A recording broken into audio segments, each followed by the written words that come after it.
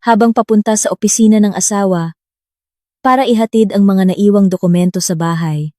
Hindi sinasadya kong narinig ang asawa kong nagsasabi, "Hintayin mo lang na maging akin ang kumpanyang ito. Hihiwalayan ko ang asawa ko at pakakasalan kita." Sabi ng asawa ko sa kanyang sekretarya na nagdadalang tao sa kanilang anak. Nagkunwari akong hindi narinig ang pagtataksil na iyon at nagsimulang magplano ng isang bagay na sisira sa kanila. Bago magsimula ang kwento, mangyaring isulat sa seksyon ng komento kung anong mga rehiyon ang pinanggalingan ng mga manonood ng kuwentong ito. Huwag kalimutang i-like at mag-subscribe para mas lumago ang channel na ito at makapaghatid ng mas kapana-panabik na mga kuwento. Noong umagang iyon, ang araw ay sumisikat ng napakainit, tumatagos sa malaking bintana ng silid-tulugan.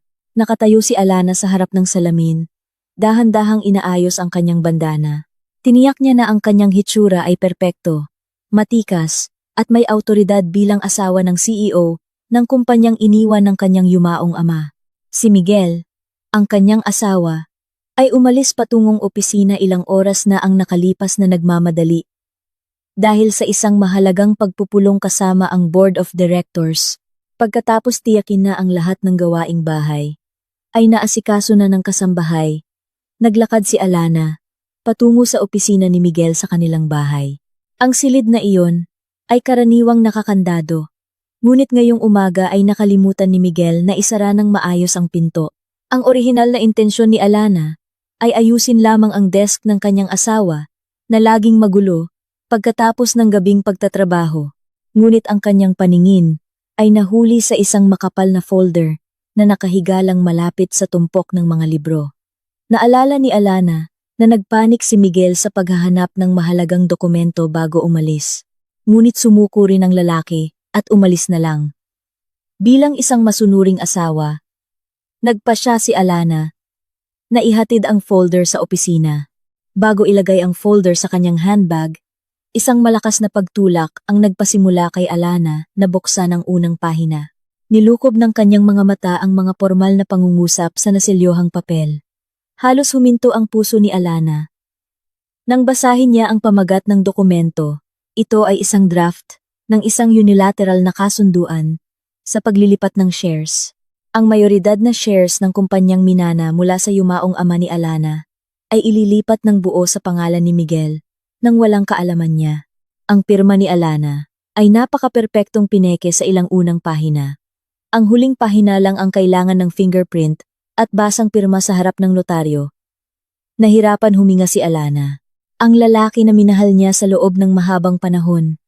Ang lalaki na pinagkatiwalaan niya na ipagpatuloy ang pakikibaka ng kanyang ama ay nagpaplano pala ng isang malaking pagnanakaw mula sa loob ng sarili niyang bahay.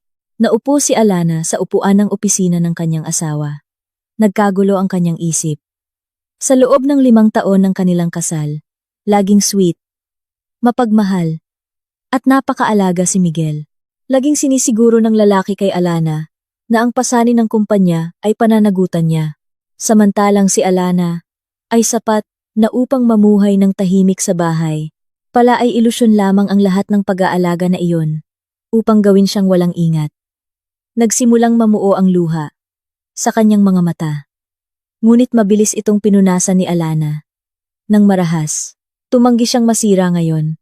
Tinuruan siya ng kanyang ama na maging isang malakas na babae at gumamit ng sentido komun sa lahat ng sitwasyon. Sa gitna ng sakit mula sa pagtataksil na bagong natuklasan niya, isang malamig na plano ang nagsimulang mabuo sa kanyang ulo. Naglakad si Alana patungo sa lihim na vault na iniwan ng kanyang ama sa likod ng isang malaking painting sa opisina. Kinuha niya ang isang kahon na naglalaman ng espesyal na papel. Sa unang tingin, ang papel ay mukhang ordinaryong dokumento, ngunit may halo itong tiyak na kemikal. Kung sulatan ng ordinaryong tinta, ang sulat sa papel na iyon ay kukupas at mawawala ng walang bakas sa loob ng 3 araw. Ikinuwento ng kanyang ama ang trik na ito upang maiwasan ang sapilitang pandaraya sa kontrata noon. Maingat na inalis ni Alana ang clip ng folder. Kinuha ang huling pahina ng orihinal na dokumento ni Miguel at pinalitan ito ng espesyal na papel. Matapos ayusin ang lahat tulad ng dati, Lumabas si Alana ng bahay nang walang ekspresyon. Ang paglalakbay patungo sa gusali ng kumpanya ay tumagal ng mga 40 minuto. Nakaupo si Alana sa likurang upuan ng kanyang kotse ng tahimik, nakatingin sa abalang kalsada ng lungsod. Pagdating sa pangunahing lobby, ilang empleyado ang yumukod ng magalang para batiin siya. Ginanihan ni Alana ang mga ito. Nang isang maamot mahusay na ngiti, naglakad siya patungo sa executive elevator at pinindot ang button ng pinakamataas na palapag. Doon matatagpuan ang opisina ng CEO. Ang pasilyo sa palapag na iyon ay napakatahimik dahil ang karamihan sa mga staff ay nasa meeting room o nagpapahinga. Ang mga yapak ni Alana ay mahina lamang sa makapal na karpet. Habang malapit na siya sa pinto ng opisina ng kanyang asawa, napansin niya na bahagyang bukas ang pinto, nag-iiwan ng maliit na siwang. Paaalis na sana si Alana nang marinig niya ang pigil na tawanan mula sa loob. Iyon ang boses ni Miguel. At ang boses ng babaeng tumatawa ay si Honey, ang personal na sekretarya ni Miguel. Huminto si Alana sa tabi ng pinto. Pinigil ang hininga upang hindi mapansin ang kanyang presensya. Sumilip siya sa maliit na siwang at nakita ang isang eksena na agad na nagwasak sa kanyang puso. Nakaupo si Honey sa desk ni Miguel. Samantalang ang kanyang asawa ay nakatayo sa harap nito. Yakap-yakap ang baywang ng sekretarya ng napaka-sweet. Hinihimas ng kamay ni Honey ang dibdib ni Miguel habang ngumingiti ng pademure. Mahigpit na kinuyom ni Alana ang kanyang mga kamao hanggang pumuti ang kanyang mga kuko. Malinaw na narinig ng kanyang mga tainga ang bawat salitang lumabas sa bibig ng dalawang traidor na iyon. Naiiyak na nagtanong si Honey kung kailan tutuparin ni Miguel ang kanyang pangako. Hinimas ni Miguel ang buhok ng kanyang sekretarya at sumagot sa tono na labis na nang mamaliit kay Alana. Sinabi ng lalaki na maghintay pa si Honey ng kaunti. Nangako si Miguel na kapag opisyal ng kanya ang lahat ng shares ng kumpanya, agad niyang hihiwalayan ang kanyang asawa at pakakasalan si Honey. Hinawakan pa nga ni Miguel ang tiyan ni Honey ng marahan. Sinasabing hindi siya makapaghintay na salubungin ang kanilang anak sa mundo, ang anak na magmamana ng lahat ng yaman ng kumpanyang ito. Tumawa si Honey ng masaya at tinukso si Alana bilang isang hangal na asawa na labis na nagtiwala sa kanyang asawa at basta na lang isinuko ang lahat. Tumawa si Miguel, sumasang-ayon sa sinabi ng kanyang kabit. Sinabi niyang ang paglilinlang kay Alana ay ang pinakamadaling bagay na nagawa niya sa kanyang buhay dahil ang babae ay masyadong abala sa pagiging isang masunuring may bahay. Nanginginig ng husto ang katawan ni Alana nang marinig ang katotohanan. Ang katotohanang ang kanyang asawa ay hindi lamang nagnanakaw ng yaman ng kanyang ama, kundi isa ring mangangalo niya na nagdadalang tao sa kanyang sariling sekretarya. Sumakit ang tiyan ni Alana. Kung susundin niya ang kanyang emosyon, maaari niyang sipain ang pinto ngayon. Pinalo si Honey at sinampal si Miguel ng paulit-ulit hanggang sa manhid ang kanyang mga kamay. Maaari siyang gumawa ng gulo na sisira sa kanilang reputasyon sa harap ng lahat ng empleyado. Gayunpaman, binabalaan ng matalinong utak ni Alana na ang padalos-dalos na kilos ay pabor lamang sa kanila kung magagalit siya ngayon. Agad malalaman ni Miguel na nabuking ang kanyang plano at tiyak na babaliktarin ng tusong lalaki ang katotohanan o maghahanap ng ibang paraan para sa pilitang kunin ang kumpanya. Hindi bibigyan ni Alana ang mga ito ng kasiyahan na iyon. Nararapat sila sa isang pagkawasak na mas masakit kaysa sa mapahiya lamang sa publiko. Huminga ng malalim si Alana ng paulit-ulit, kinokontrol ang ritmo ng kanyang tibok ng puso upang bumalik sa normal. Muling inayos niya ang ekspresyon ng kanyang mukha upang maging kalmado at blanko hanggat maaari sa napakabagal na galaw upang hindi gumawa ng ingay. Umatras si Alana mula sa silid. Lumingon siya at bumalik sa resepsisyon sa ibabang palapag. Inilagay ni Alana ang folder ng dokumento sa mesa at ngumiti ng marahan sa babaeng empleyado na nagbabantay doon. Iniabot niya ang folder. Nagbilin na ibigay ito sa kanyang asawa pagkatapos ng pulong. Nagdahilan na kailangan niyang umalis agad dahil may bigla ang lakad siya at ayaw niyang guluhin ang abala ni Miguel. Tumango ang empleyado nang masunurin at nangako na ibibigay ito. Tumingin si Alana at lumabas ng gusali ng kumpanya nang nakataas ang noo. Walang kahit isang patak ng luha ang bumagsak mula sa kanyang mga mata. Mula sa sandaling iyon, ang inosente at masunuring Alana ay namatay. Napalitan ng isang babaeng handang sunugin ang sinumang magtataksil sa kanya. Kinaumagahan, ang loob ng bahay ay napakatahimik. Tila walang bagyo na nagkukubli. Umuwi si Miguel ng gabi na may mukhang masayang masaya. Pagkapasok sa silid, agad na lumapit ang lalaki kay Alana na nakaupo sa gilid ng kama at nagbabasa ng libro. Niyakap ni Miguel ang kanyang asawa mula sa likod. Hinalikan ang noo ni Alana nang marahan at pinasalamatan siya sa paghahatid ng kanyang mahahalagang dokumento sa opisina. Nagdahilan si Miguel na ang dokumento ay isang kasunduan sa pakikipagtulungan sa isang bagong kliyente na lubhang kapakipakinabang sa kumpanya. Isinara ni Alana ang kanyang libro, niyakap ang kanyang asawa at ngumiti ng napakatamis. Pinuri niya ang kanyang asawa bilang isang masipag na lalaki na lubhang mapagkakatiwalaan. Mahina lamang na tumawa si Miguel. Ipinagmamalaki na matagumpay ang kanyang panlilinlang. Hindi napansin ng lalaki ang pagbabago sa tingin ng kanyang asawa. Nang tumalikod si Miguel upang pumasok sa banyo, tiningnan ni Alana ang anino ng kanyang asawa sa refleksyon ng malaking salamin sa sulok ng silid. Ang matamis na ngiti sa labi ni Alana ay unti-unting nagbago sa isang malamig at nakakatakot na ngiti. Sa kanyang puso, marahang bumulong si Alana. Pinaalalahanan ang kanyang asawa na tamasahin ang natitirang panahon ng kanyang huwad na kaligayahan bago ito tuluyang masira. Kinabukasan, pagkaalis ni Miguel patungong opisina, agad na isinagawa ni Alana ang unang hakbang ng kanyang malaking plano. Napagtanto niya na hindi niya kayang labanan ang katusuhan ni Miguel at Honey nang mag-isa ng walang matibay at balidong ebidensya. Nagpunta si Alana sa isang nakatagong coffee shop sa isang sulok ng syudad na malayo sa abot ng pakikisalamuha ng kanyang asawa. Doon niya nakita ang isang nasa katanghaliang gulang na lalaki na isang high-class na private detective. Ang detective na ito ay pinagkakatiwalaang tao ng kanyang yumaong ama noon. Isang taong napakahusay sa pagtitipon ng pinakalihim na impormasyon nang hindi nag-iiwan ng bakas. Ibinigay ni Alana ang isang brown na sobre na naglalaman ng larawan ni Miguel, larawan ni Honey, at isang malaking halaga ng cash bilang paunang bayad. Hiniling niya sa detective na subaybayan ang bawat galaw ni Honey at Miguel. Alamin ang lahat ng kanilang kahinaan, ang mga lugar na madalas nilang puntahan, at ang lahat ng taong may kaugnayan sa kanila.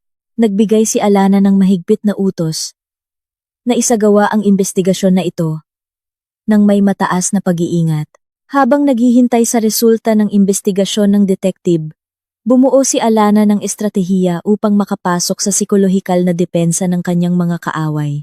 Kailangan niyang iparamdam kay Miguel at Honey na sila ay nasa itaas upang mas maging pabaya sila. Kinontak ni Alana ang kanyang asawa sa tanghalian at nagpahayag ng ideya na magkaroon ng dinner party sa kanilang bahay ngayong weekend. Nagdahilan si Alana na gusto niyang mas makilala ang mga core staff na tumutulong kay Miguel na palaguin ang kumpanya bilang anyo ng pasasalamat mula sa kanya bilang asawa. Siyempre, mariing binigyang diin ni Alana na imbitahin ni Miguel si Honey, ang kanyang pinagkakatiwalaang sekretarya. Nag-alinlangan si Miguel sa simula. Ngunit dahil ipinahayag ito ni Alana sa napaka-inosenteng tono at puno ng pag-aalaga, pumayag din si Miguel. Naisip ng lalaki na ito ay isang magandang pagkakataon upang ipakita ang pagkakaisa ng kanyang pamilya sa harap ng mga empleyado at kasabay nito ay itago ang kanyang lihim na affair. Dumating ang itinakdang araw.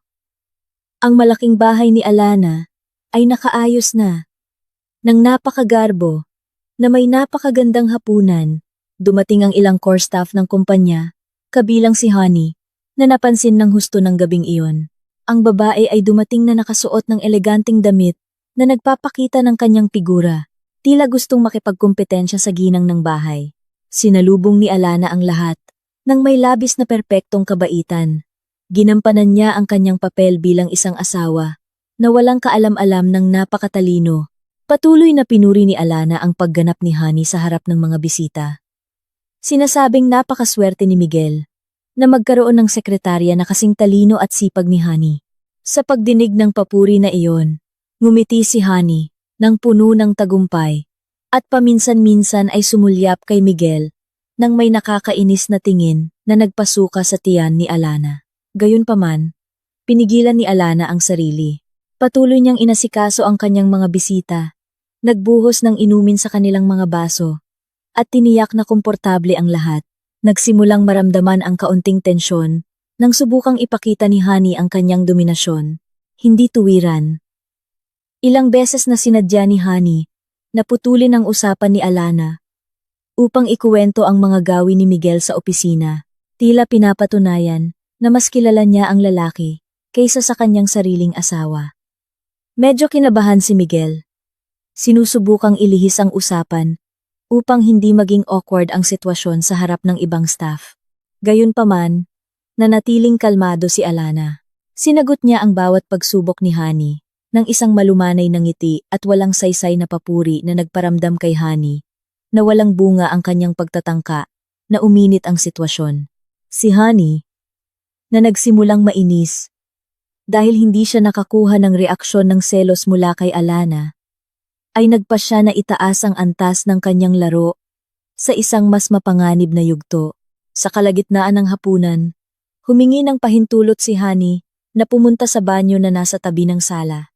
Pinahintulutan ni Alana ang babae nang magiliw. Sa loob ng banyo, inilabas ni Honey ang isang maliit na piraso ng papel mula sa kanyang handbag. Ang papel na iyon ay isang printout ng kanyang ultrasound na kinuha niya kamakailan mula sa doktor ilang araw na ang nakalipas. Sinadya ni Honey na ilagay ang ultrasound photo sa lababo, sa tabi mismo ng sabon.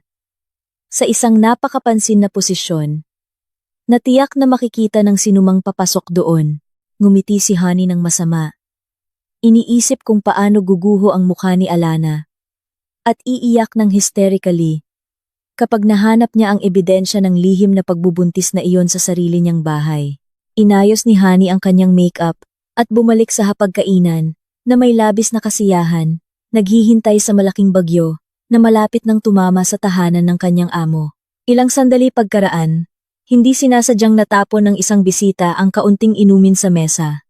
Agad na bumangon si Alana at sinabing kukunin niya ang malinis na tela sa storage cabinet malapit sa banyo.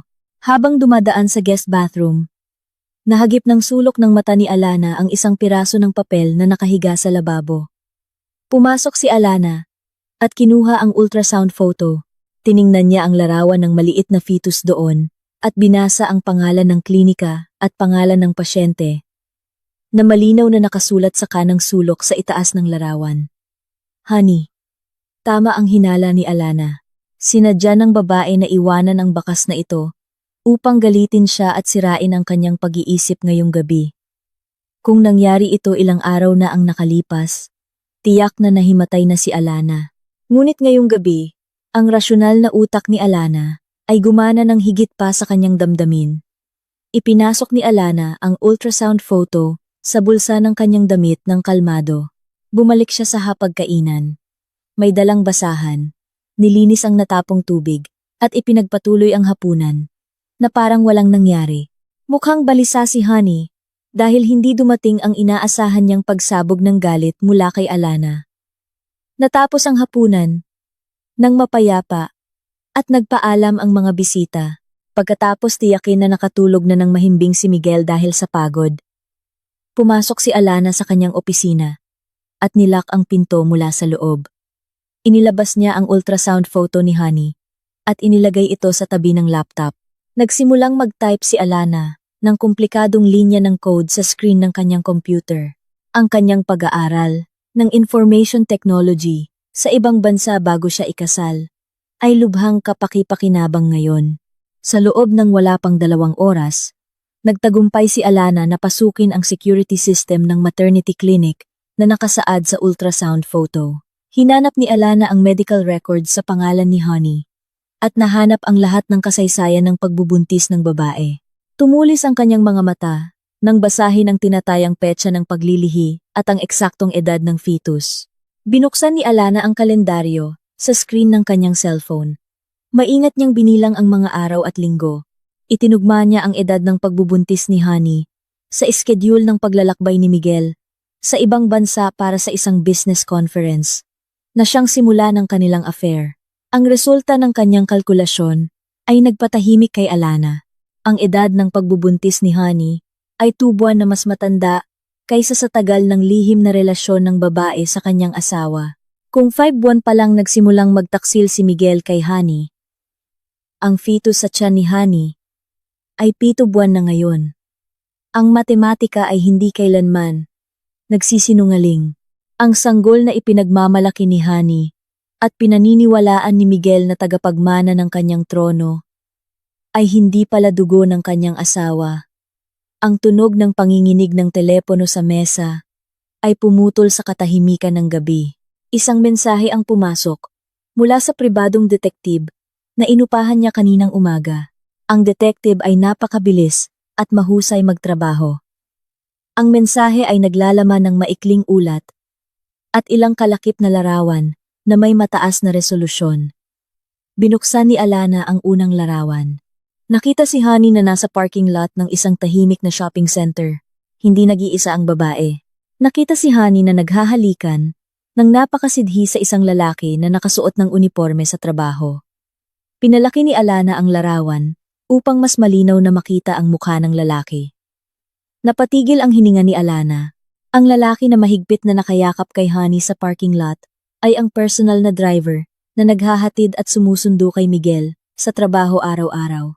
Matagal na tiningnan ni Alana ang screen ng kanyang telepono at pagkatapos ay mahina siyang tumawa.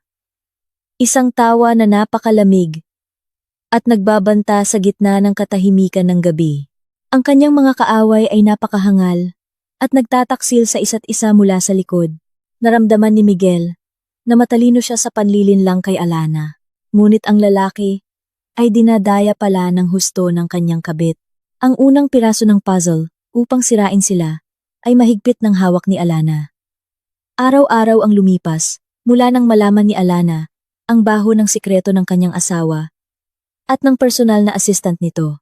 Sa loob ng kanilang marangyang bahay, patuloy na ginagampanan ni Alana ang papel bilang isang napakabuting asawa.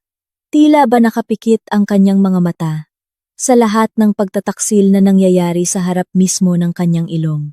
Naghahain siya ng almusal tuwing umaga na may malambot na ngiti. Maingat na inihahanda ang damit ng kanyang asawa sa trabaho at hinahatid ang lalaki sa harap ng pinto na may mga dasal na tila tapat. Si Miguel, na nararamdaman niyang napakatalino at hindi matatalo, ay lalong nalubog sa labis na kumpiyansa sa sarili. Hindi napansin ng lalaki na ang lambing ng kanyang asawa ay isang sapot ng gagamba na maingat na inihabi para sakmalin ang kanyang sariling leeg.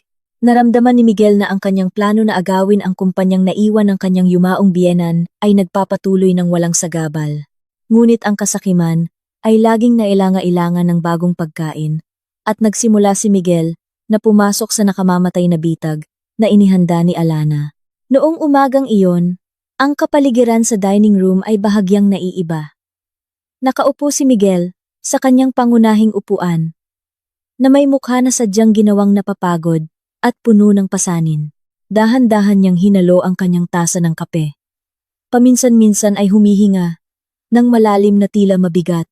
Si Alana na nag-aayos ng pagkain sa mesa ay pinagmamasdan ang pag-arte ng kanyang asawa gamit ang sulok ng kanyang mata. Sa kanyang puso, masama ang loob ni Alana sa katusuhan ng lalaki. Gayunpaman, pinanatili ni Alana ang ekspresyon ng kanyang mukha upang magmukhang puno ng pag-aalala. Hinila niya ang upuan sa tabi ni Miguel, umupo ng maganda at marahang hinawakan ang braso ng kanyang asawa. Nagtanong si Alana sa tono ng boses, na lubos na nagmamalasakit tungkol sa kung ano ang bumabagabag sa isip ng kanyang asawa, na mukhang malungkot ngayong umaga.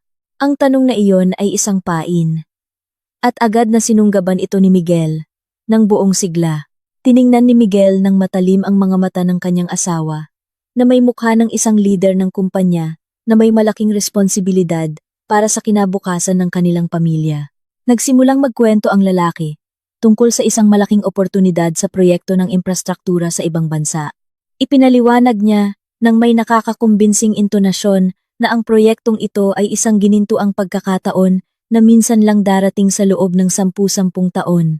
Kung ang kanilang kumpanya ay magtatagumpay sa pagwawagi sa tender at maging pangunahing investor, ang kikitain ay magdodoble at ang posisyon ng kumpanya sa global market ay hindi matitinag. Nagkwento ng mahaba si Miguel tungkol sa market analysis, potensyal na kita, at kung gaano kaganda ang kanilang kinabukasan kung maisa sa katuparan ang proyektong ito.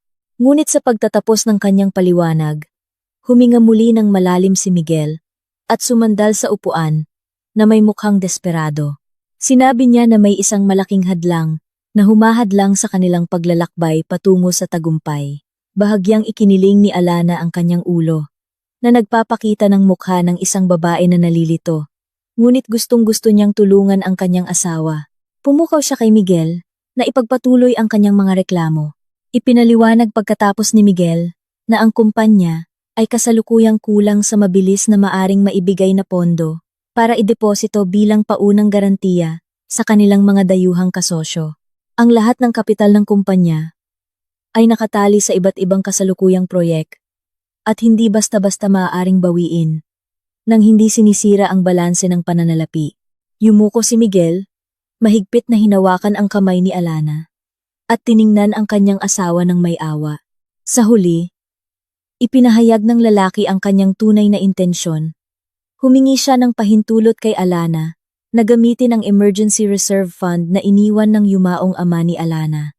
Ang reserve fund na iyon ay nakaimbak sa isang espesyal na account na maa-access lamang sa pamamagitan ng direktang pirma ng pag-apruba mula kay Alana bilang tanging lehitimong tagapagmana. Nang marinig ang kahilingan na iyon, natigilan sandali si Alana.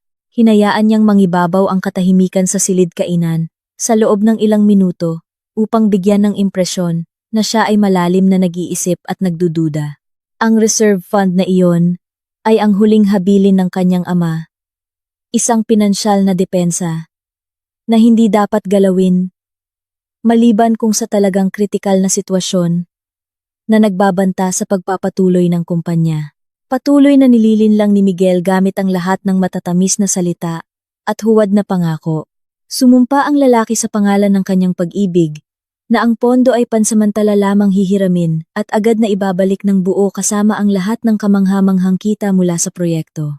Nang maramdaman ni Alana na sapat na ang kanyang sandiwara, huminga siya ng mahinahon at tumango. Ngumiti siya ng bahagya. Tiningnan si Miguel na may huwad na kumpiyansa at sinabing lubos siyang nagtitiwala sa kanyang asawa.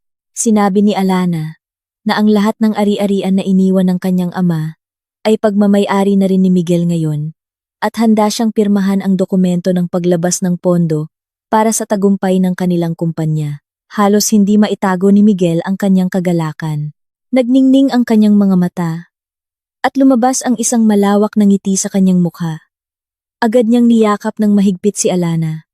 Paulit-ulit na pinasalamatan at binuhusan ng halik ang mukha ng kanyang asawa. Agad na inilabas ni Miguel ang isang tumpok ng mga dokumento ng pahintulot mula sa kanyang briefcase. Tila siya ay lubos na sigurado. Nasasang-ayon ang kanyang asawa. Kinuha ni Alana ang ballpen. Mabilis na binasa ang huling pahina at nilagdaan ang papel na may selyo ng napakatahimik. Kinuha ni Miguel ang dokumento nang nanginginig ang kamay dahil sa sobrang excited.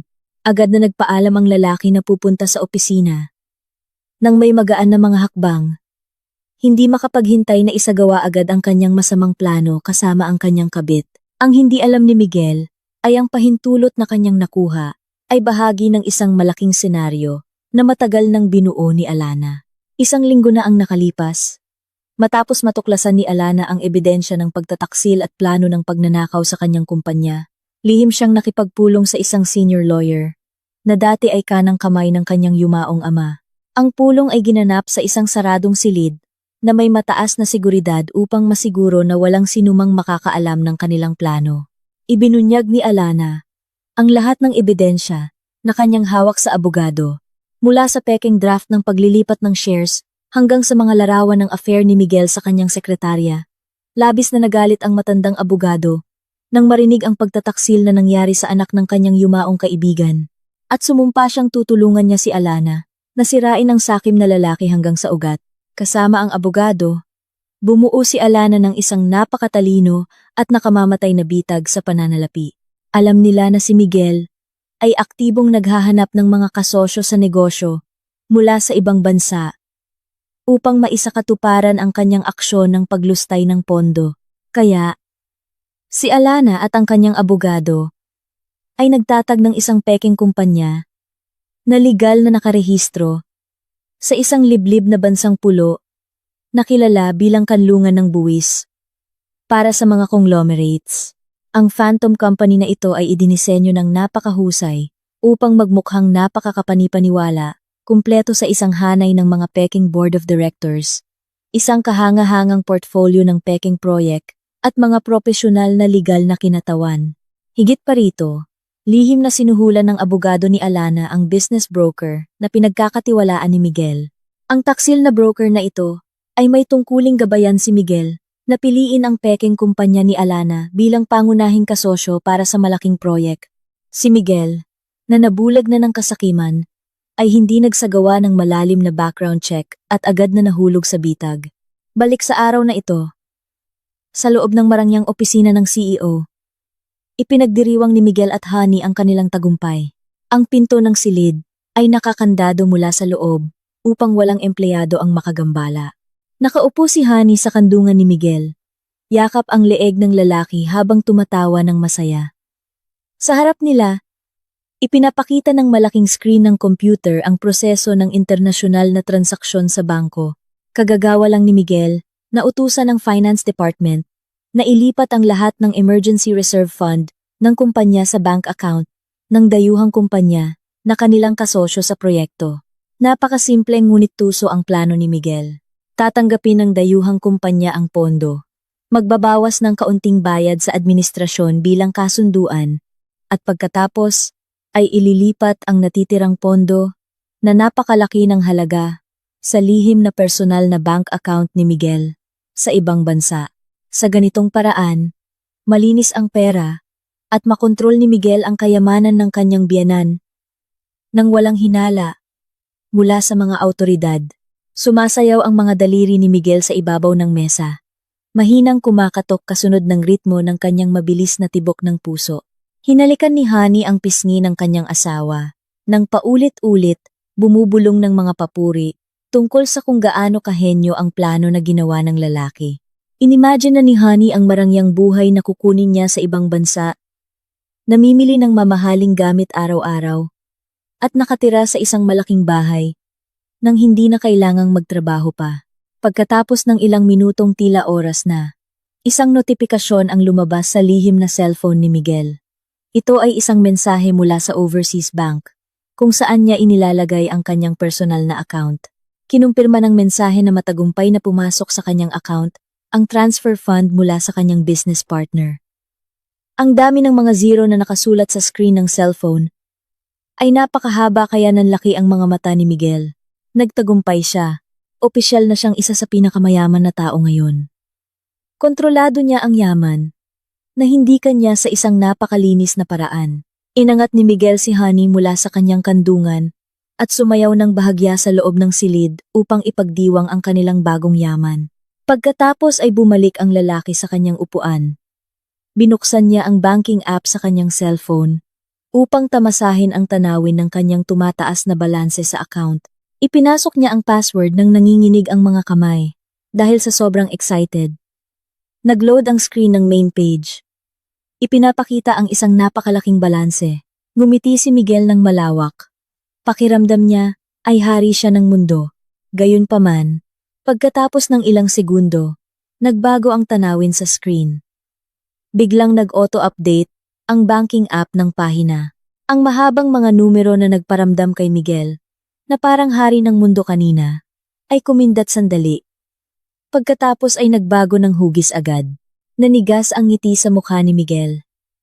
Halos huminto ang pagdaloy ng dugo sa kanyang mga ugat, at lumamig ang buong katawan niya. Paulit-ulit niyang kinuskus ang kanyang mga mata. Hindi makapaniwala sa nakita niya. Pinindot niya ang reload button, nang nanginginig ang daliri. Umaasa na error lang sa system ng app. Gayunpaman, pareho pa rin ang resulta. Ang balanse sa kanyang lihim na personal na account ay nagpapakita na ngayon ng malaking, nakakatawang zero. Ang lahat ng pondo na pumasok lang. Ang pondo na resulta ng pagnanakaw mula sa kumpanya ng kanyang asawa ay nawala ng walang bakas. Hindi alam ni Miguel na nilagyan ng automatic withdrawal protocol ang banking system ng abogado ni Alana. Pagkapasok ng pera sa account ni Miguel, agad na winawalis ng sistema ang lahat ng pondo at inilipat ito sa isang layered asset protection account na ganap na kontrolado ni Alana. Isang lugar na hindi na kailanman maaabot ni Miguel.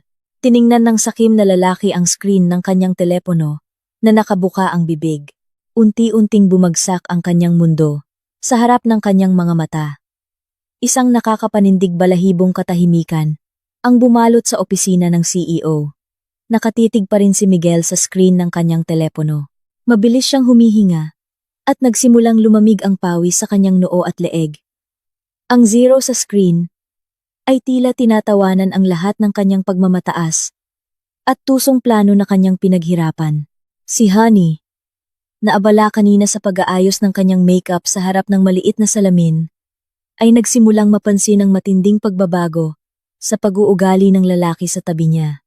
Lumapit si Honey, idinikit ang kanyang katawan sa braso ni Miguel, at nagtanong sa isang malambing na tono kung ano ang nangyari.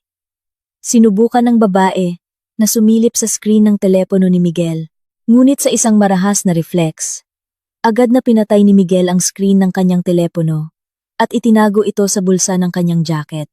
Nagulat si Honey sa marahas na reaksyon na iyon. Nanlaki ang kanyang mga mata, napuno ng tanong. Mahirap na pinipigilan ni Miguel ang ekspresyon ng kanyang mukha, hirap na lumunok, at pagkatapos ay ngumiti ng pilit na mukhang sapilitan. Nagsinungaling si Miguel kay Honey, sinasabing may kaunting teknikal na problema sa International Banking Clearing System. Nag-imbento siya ng huwad na kwento.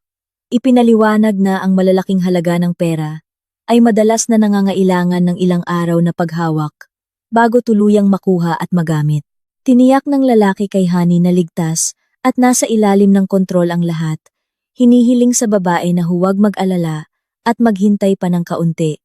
Si Honey, na limitado ang kaalaman sa advanced banking matters, ay tumango ng may kumpiyansa at muling ngumiti ng husto. Nagpatuloy siya sa pakikipag-usap tungkol sa kanilang marangyang plano sa bakasyon pagkatapos ng lahat. Habang patuloy na nagsasalita si Honey, nagtatakbo ang isip ni Miguel sa lahat ng direksyon. Ang lalaki ay sinalanta ng matinding takot. Hindi niya maaring iulat ang nawawalang pera sa mga awtoridad dahil ang pera mismo ay resulta ng paglustay na labag sa batas. Kung magsusumbong siya, para lang niyang isusuko ang sarili niya sa bilangguan. Si Miguel ay nakulong sa bitag na siya mismo ang gumawa at nagsimulang kumain ang pagkabigo sa kanyang katinuan. Sa kabilang dako ng syudad, komportable na nakaupo si Alana sa sala ng kanyang bahay. Umiinom ng mainit na tsaa habang nakikinig sa nakaka-relax na klasikong musika. Ang ulat ng matagumpay na pagkuha ng pondo mula sa account ni Miguel ay natanggap niya kanina lang mula sa kanyang abogado. Isang ngiti ng kasiyahan ang gumuhit sa labi ni Alana. Ang unang hakbang upang putulin ang pinagmumulan ng kapangyarihan ng kanyang asawa ay lubos na nagtagumpay. Ngayon na ang oras para sirain niya ang natitirang tiwala sa pagitan ng dalawang traidor na iyon. Inilapag ni Alana ang kanyang tasa ng tsaa at nagsimulang mag-type ng mensahe sa kanyang cellphone. Kinontak niya ang kanyang pinagkakatiwalaang personal assistant na nagtatrabaho sa labas ng istruktura ng kumpanya. Nagbigay siya ng mga espesyal na tagubilin upang simulan ang yugto ng psychological warfare na magwawaldas sa katinuan ni Miguel at Honey. Inutusan ni Alana ang kanyang assistant na bisitahin ang pinaka-eksklusibong boutiques sa mga elite shopping centers. Ang assistant ay inatasang bumili ng iba't ibang mamahaling gamit sa napakataas na presyo gamit ang cash upang hindi mag-iwan ng bakas ng transaksyon. Ang mga biniling gamit ay hindi basta-basta, kundi mga alahas na may brilyante na napakakintab, mga designer handbag na limited edition, at mga high heels na may mga kristal na napakaganda. Ang lahat ng mga bagay na iyon ay pagkatapos ay binalot sa napakagarang gift box at pinalamutian ng eleganteng ribbon. Inutusan din ni Alana ang kanyang assistant na maglagay ng greeting card sa bawat gift box. Ang mga card na iyon ay naglalaman ng napakaromantiko, malabo, at puno ng sikreto na mga mensahe ng pag-ibig. Ang mga mensahe na iyon ay isinulat nang hindi binabanggit ang malinaw na pangalan. Nang nagpadala, ginagamit lamang ang mga pangalan, tulad ng iyong lihim na tagahanga, ang iyong tunay na lalaki, o isang taong laging nangungulila sa iyong haplos. Ang mga mararangyang package na iyon ay pagkatapos ay ipinadala ng regular sa pamamagitan ng isang espesyal na courier direkta sa address ng pribadong apartment kung saan nakatira si Honey. Kinabukasan ng hapon, pagkatapos ng oras ng trabaho, nagpa siya si Miguel na dumaan sa apartment ni Honey. Masakit ang kanyang ulo at masikip ang kanyang dibdib sa pag-iisip ng 10-10 bilyong piso na naglaho ng walang paliwanag. Ilang beses na niyang kinontak ang kanyang business broker. Ngunit ang numero ng lalaki ay hindi na aktibo at hindi alam ang kanyang kinaroroonan.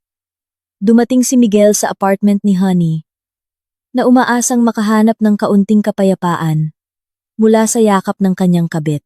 Ngunit nang pumasok siya sa marangyang sala ng apartment, ang tanawin na sumalubong sa kanya ay nagpakulo lamang ng kanyang galit. Sa ibabaw ng salamin na mesa ay nakakalat ang ilang bukas na marangyang kahon ng regalo. Isang diamond necklace ang nakahiga sa tabi ng isang designer bag na ang presyo ay katumbas ng isang marangyang bahay. Nakatayo si Honey sa harap ng malaking salamin. Sinusubukan ang diamond necklace na may nagniningning na mukha na puno ng kaligayahan. Huminto si Miguel sa kanyang paglalakad. Matalim ang tingin sa tumpok ng mga marangyang regalo. Sigurado siya na hindi niya kailanman binilhan ng ganoong kamamahaling gamit si Honey sa nakaraang ilang linggo. Lalo na ngayon na masakit ang kanyang ulo sa pag-iisip ng nawawalang pera. Agad na bumalot sa isip ni Miguel ang paghihinala. Lumapit siya sa mesa. Kinuha ang isa sa mga greeting card na nahulog sa sahig at binasa ang romantikong mensahe dito. Kumunot ang panga ni Miguel, nabalot ng selos at kawalan ng kapanatagan. Dahil sa pagkawala ng pondo ng kumpanya, kaya nawalan siya ng kontrol sa kanyang emosyon. Ibinato niya ang card sa mesa, na nagdulot ng malakas na ingay na ikinagulat ni Honey. Agad na binumbahan ni Miguel si Honey ng sunod-sunod na matataas na tanong, humihingi ng paliwanag kung saan nanggaling ang lahat ng mamahaling gamit na ito at kung sino ang bastos na lalaki na naglakas loob na padalhan ng romantikong regalo ang kanyang kabit. Nagulat si Honey sa biglaang galit ni Miguel. Agad niyang tinanggal ang diamond necklace at sinubukang pakalmahin ang kanyang asawa nang nanginginig ang boses. Sumumpa si Honey na wala siyang kaalam-alam kung sino ang nagpadala ng mga pakete. Nagdahilan siya na basta na lang dumating ang mga gamit sa pamamagitan ng courier nang walang malinaw na pagkakakilanlan. Nagduda si Honey na marahil mayroong isang lihim na tagahanga na nagkamali ng address o mayroong isang business partner na sinusubukang humingi ng atensyon. Ngunit ang mga dahilan na iyon ay napakawalang kwenta sa pandinig ni Miguel. Ang lalaking sanay na sa panlilinlang ay lubos na kumbinsido ngayon na siya ay niloloko ng babaeng pinagkakatiwalaan niya sa lahat ng panahon. Tiningnan ni Miguel si Honey na may matinding pagsisiyasat at pagkasuklam. Umalis sa apartment ng padabog ang pinto nang walang sinasabi kahit isang salita. Pagkatapos umalis ni Miguel, labis na nagpanik at nalito si Honey. Agad na pumasok sa kanyang isip ang isang tao. Agad niyang kinontak ang personal na driver ni Miguel na dati niyang lihim na kabit. Hiniling ni Honey sa lalaki na makipagkita sa kanya sa isang tahimik na parke na malayo sa mataong lugar. Nang magkita sila, agad na pinagalitan ni Honey ang lalaking nakasuot ng uniforme. Inakusahan siya na kumilos ng hangal sa pagpapadala ng mga kapansin-pansing regalo na nagpabalisa kay Miguel. Nagulat ang driver nang marinig ang paratang na iyon. Mariin niyang pinabulaanan. Sinabing ang kanyang suweldo sa isang buwan ay hindi nga sapat para bilhin ang tali ng mamahaling bag na iyon. Lalo na ang mga alahas na diamante. Sumumpa ang lalaki na hindi niya kailanman pinadalhan ng anumang bagay ang apartment ni Honey. Ang pagtanggi ng driver ay lalong nagpasakit sa ulo ni Honey. Kung hindi siya ang nagpadala, sino? Nagsimulang lumaganap ang takot sa puso ni Honey. Nararamdaman niyang may naglalaro sa kanyang buhay at sinusubaybayan ang bawat hakbang niya mula sa isang hindi nakikitang lugar. Samantala, si Miguel na nagniningas pa rin sa selos at hinala ay nagpa siya na gumawa ng matinding hakbang. Kinagabihan nang naliligo si Honey sa kanyang apartment, lihim na kinuha ni Miguel ang cellphone ng babae na nakalapag sa kama. Nang walang kahirap-hirap, nag-download at nag-install si Miguel ng isang sopistikadong hidden spyware app sa cellphone ni Honey.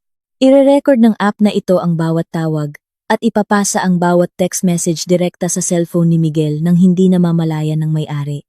Binalik ni Miguel ang telepono sa dati nitong posisyon at nagkunwaring tulog nang lumabas si Honey sa banyo. Mula ng gabing iyon, naging isang tagamanman si Miguel, na patuloy na nagbabantay sa bawat galaw at lihim na usapan ng kanyang kabit. Pagkalipas ng 2 araw, nagbunga rin sa wakas ang paghihinala ni Miguel, bagamat ang narinig niya ay isang napakasamang pagkalito. Habang nasa kanyang opisina, nagbigay ng notifikasyon ang spy app sa cellphone ni Miguel na si Honey ay tumatawag palabas. Agad na isinuot ni Miguel ang earpiece at maingat na pinakinggan ang usapan. Narinig ang boses ni Honey, na labis na nagpapanik at punong-puno ng tensyon. Tumatawag si Honey sa isang tao na tinatawag niyang doktor. Narinig ang babae na pinapagalitan ng kausap niya. Hinihiling na agad na tapusin ang kanilang lihim na resulta ng pagsusuri nang walang kaunting pagkakamali. Sumigaw si Honey ng pagbabanta.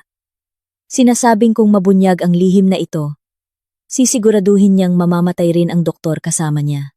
Paulit-ulit na sinasabi ni Honey na ito ang kanilang huling pagkakataon upang makuha ang lahat ng yaman ni Miguel. Ang narinig ni Miguel mula sa kabilang linya ng telepono ay nagpakulo ng kanyang dugo hanggang sa kanyang ulo. Hindi niya alam na ang doktor na tinawagan ni Honey ay ang OBGYN na sinuhulan upang pekengin ang resulta ng genetic test ng sanggol na dinadala niya. Sa isip ni Miguel, napuno na ng lason ng selos at mga imahe ng lalaking nagpapadala ng mga mamahaling regalo. Isang napakaibang konklusyon ang nabuo. Inakala ni Miguel na kausap ni Honey ang kanyang lihim na kabit.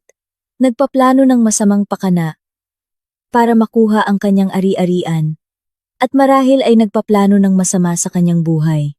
Ang lahat ng huwad na piraso ng impormasyon ay nagkabit-kabit sa ulo ni Miguel, na bumuo ng larawan na si Honey ay isang makamandag na ahas na handang tuklawin siya mula sa likod. Kinabukasan ng umaga sa opisina, umabot sa rurok ang tensyon sa pagitan nilang dalawa na hindi na kayang pigilan. Tinawag ni Miguel si Honey sa kanyang opisina at agad na kinandado ang pinto ng mahigpit. Walang pasubali, agad na inakusahan ni Miguel si Honey bilang isang traidor na sakim at mapagkunwari. Nagalit ang lalaki. Nagtatanong kung sino ang lihim na lalaki na kausap niya sa telepono kahapon. At ano ang masamang plano na kanilang binubuo upang sirain siya. Si Honey na walang naintindihan sa direksyon ng akusasyon ni Miguel ay sinubukang ipagtanggol ang sarili. Ang babae ay sumagot sa parehong matinding tono, naging mayabang, at pinapaalalahanan si Miguel na kung wala siya, hinding-hindi makokontrol ni Miguel ang kumpanyang ito. Hinihikayat ni Honey ang lalaki.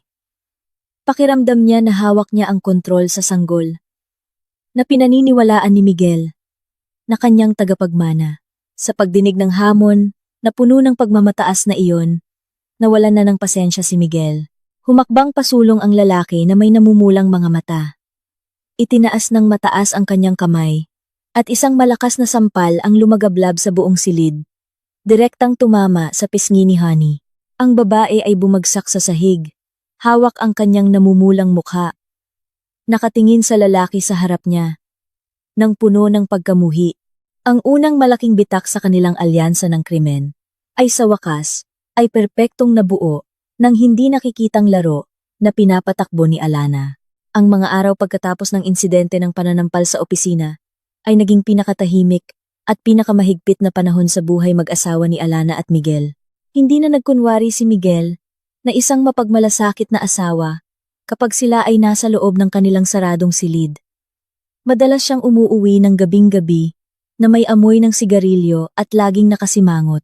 Ang kanyang ulo ay puno ng pabigat na utang na nagsimulang magpatong-patong at takot sa pagkawala ng emergency fund ng kumpanya na hindi pa niya natutuklasan ang salarin hanggang ngayon.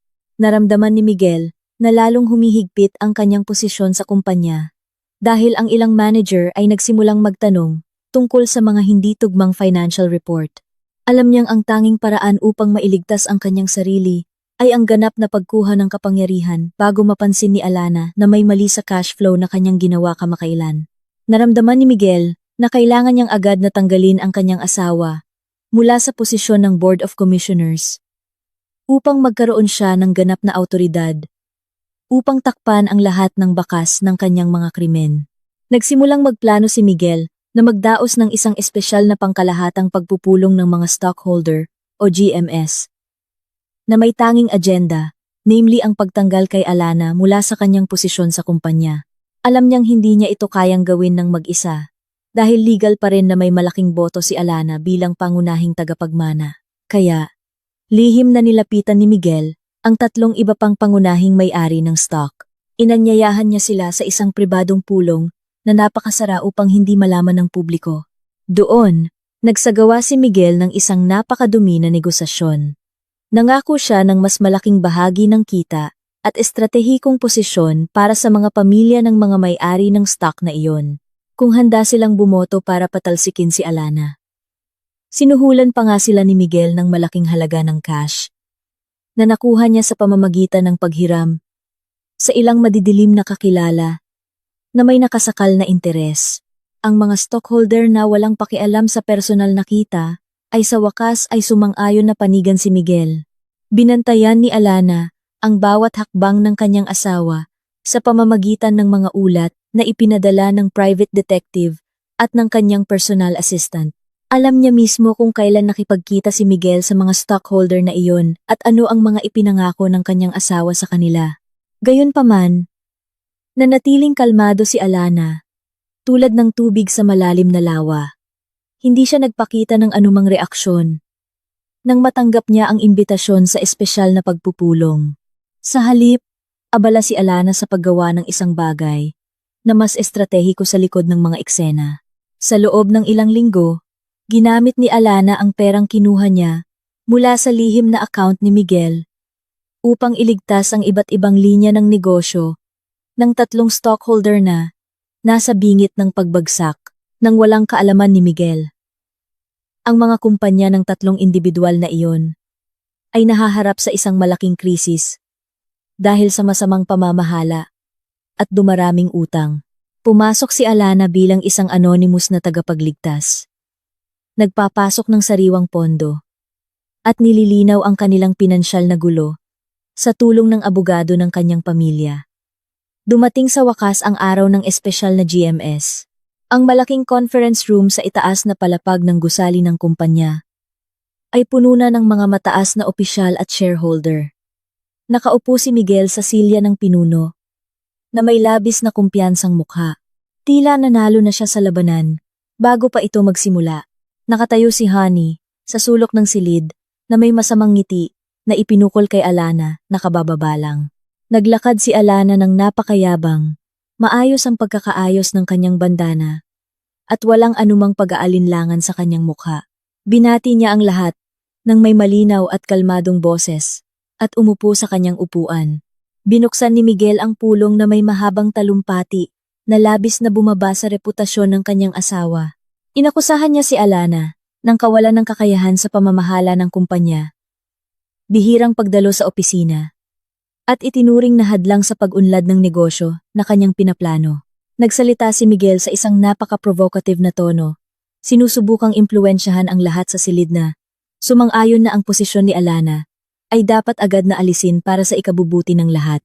Matapos ang talumpati na puno ng kasinungalingan, dumating ang oras para sa pagboto. Tiningnan ni Miguel ang tatlong stockholder na kanyang sinuhulan na may tingin na puno ng senyales ng tagumpay. Lubos siyang kumbinsido na sa loob ng ilang minuto, mawawala ang lahat kay Alana at magiging estranghero sa sarili niyang kumpanya. Naging bukas ang pagboto. Tumayo ang unang stockholder na at nagpahayag ng kanyang boto. Ngunit labag sa inaasahan ni Miguel, ang taong iyon ay nagpahayag ng buong suporta kay Alana at tinanggihan ang panukala ng pagtanggal. Nagulat si Miguel. Akala niya may problema sa kanyang pandinig. Tumalikod siya upang harapin ang pangalawang shareholder, ngunit pareho pa rin ang resulta. Sinabi rin ng pangalawang tao na sa ilalim ng pamumuno at pangangasiwa ni Alana, mas matatag ang kumpanya. Nang bumoto rin ang ikatlong shareholder na sumusuporta kay Alana. Tumayo si Miguel mula sa kanyang upuan na may namumulang mukha dahil sa matinding galit at pagkalito. Sumigaw siya. Humihingi ng paliwanag kung bakit nila ipinagkanulo ang kasunduan na kanilang ginawa. Gayunpaman, tiningnan lamang ng tatlong stockholder na si Miguel. Nang may malamig na tingin, ipinaliwanag ng isa sa kanila na hindi nila kayang suportahan ang isang taong sumusubok na sirain ang pundasyon ng kumpanya para sa pansariling ambisyon. Lalo pa, at nalaman nila kung gaano kalaki ang naitulong ni Alana sa pagliligtas ng kanilang negosyo ng pamilya ng lihim. Inihayag nila na nagpakita si Alana ng pambihirang integridad bilang isang leader. Higit pa sa ginawa ni Miguel, sa lahat ng panahon, naramdaman ni Miguel na tinaamaan siya ng kidlat. Sa tanghaling tapat, ang lahat ng suhol na ibinigay niya ay walang halaga kumpara sa estratehikong tulong na ibinigay ni Alana sa kanila. Natapos sa wakas ang pulong na may lubos na desisyon na panatilihin ang posisyon ni Alana at sa halip ay magbigay ng vote of no confidence sa pamumuno ni Miguel. Si Miguel, na naramdamang napahiya sa publiko, agad na lumabas ng conference room nang napakabilis. Sinundan ni Honey na namumutla ang mukha. Naramdaman ni Miguel na tuluyang bumagsak ang kanyang mundo. Ngunit hindi pa tapos ang sorpresa para sa lalaki. Nang makarating na siya sa pangunahing labi ng gusali at patungo sa kanyang sasakyan, ilang matitipunong lalaki na nakasuot ng uniforme ng pulisya ang nakaharang sa kanyang daan. Ang mga opisyal ay may opisyal na warrant at agad na lumapit sa kanilang grupo. Akala ni Miguel na para sa kanya ang mga pulis. Ngunit isang malaking balita ang nangyari nang lumapit ang opisyal kay Alana na naglalakad sa likod ni Miguel. Sinabi ng opisyal ng pulisya na si Alana ay inaresto sa pagdududa ng paglahok sa kaso ng malaking paglustay ng buwis ng kumpanya at pamemeke ng ilang dokumento ng estado. Si Miguel, na sa una ay gumuho, ay biglang humalaklak ng tawa sa nakita niya. Naramdaman niyang ito na ang oras para manalo muli. Pala ay nagbunga ang kanyang reserbang plano, na kung saan ay ang bitagin si Alana, sa pamamagitan ng peking ebidensya ng buwis, na matagal na niyang itinanim. Tiningnan ni Miguel si Alana, nang may tingin na puno ng pangungutya, habang sinisimula ng mga opisyal ang pagposa sa mga kamay ng kanyang asawa. Bumulong siya ng mga salita ng tagumpay. Sinabing kahit nagtagumpay si Alana sa conference room, magtatapos pa rin siya sa bilangguan. Hindi man lang lumaban si Alana. Sinunod niya ang mga pamamaraan ng pulisya na may kalmadong mukha. Tila ang lahat ng nangyayari ngayon ay bahagi ng senaryo na siya mismo ang nagsulat. Si Alana ay nasa loob ngayon ng malamig at tahimik na detention cell. Ang maruming dingding ng silid at ang madilim na ilaw ay lumilikha ng isang napaka-nakakapanindig balahibo na kapaligiran para sa sinumang naroon. Ngunit, nakaupo pa rin si Alana. Nang tuwid sa isang mahabang kahoy na bangko, pinapapaikot-ikot niya ang maliit na rosaryo na kanyang dala. Walang bakas ng takot o pagsisisi sa kanyang mukha. Mukha siyang isang taong naghihintay ng oras ng tanghalian. Napakatahimik at kontrolado. Alam niyang sa labas, nagdiriwang si Miguel sa kanyang pagkakakulong. Alam din niyang ang balita tungkol sa pagkakakulong ng asawa ng CEO ng isang malaking kumpanya ay tiyak na naging balita sa media. Tulad ng inaasahan niya upang maakit ang atensyon ng lahat ng kinauukulan. Ilang oras pagkaraan, bumukas ang bakal na pinto ng detention cell. Narinig ang mga yapak na kilala ni Alana. Napapalapit, pumasok si Miguel sa silid na may malawak na ngiti na mukhang kasuklam-suklam sa mga mata ni Alana. Dumating ang lalaki ng mag-isa ng walang dalang abogado o sinuman dahil pakiramdam niya ay kailangan niyang tamasahin ang kanyang sandali ng tagumpay ng direkta. Nakatayo si Miguel sa harap ng selda. Nakatingin sa kanyang asawa sa likod ng rehas, na bakal na may tingin na puno ng pagkakontento at paghihiganti na matagal na niyang kinikimkim. Nagsimulang magsalita ang lalaki. Sa isang napaka-aroganting tono, inalis niya ang lahat ng maskara na kanyang ginamit upang linlangin si Alana. Inamin niya na siya ang nag-ayos ng lahat ng peking ebidensya ng buwis. Siya ang nagmanipula sa financial report sa paraan na ang lahat ng pagkakamali ay itinuro kay Alana bilang lehitimong may-ari ng karamihan ng shares. Tumawa si Miguel ng mapanukso, sinasabing napakadaling lokohin ng isang babaeng tulad ni Alana, na alam lang ang tungkol sa kusina at mga gawaing bahay. Ipinagmalaki pa nga ng lalaki na ang kanyang layunin sa pagpapakasal kay Alana sa simula pa lang ay para makuha ang yaman ng kanyang pamilya at agawin ang kumpanya na sa tingin niya ay hindi karapat-dapat pamunuan ng isang babae. Ibinunyag ni Miguel ang lahat ng detalye ng kanyang pagtataksil mula sa kanyang affair kay Honey na tumagal ng maraming taon hanggang sa kanyang plano na agad na hiwalayan si Alana pagkatapos masentensyahan ang babae ng mahabang panahon ng pagkakakulong.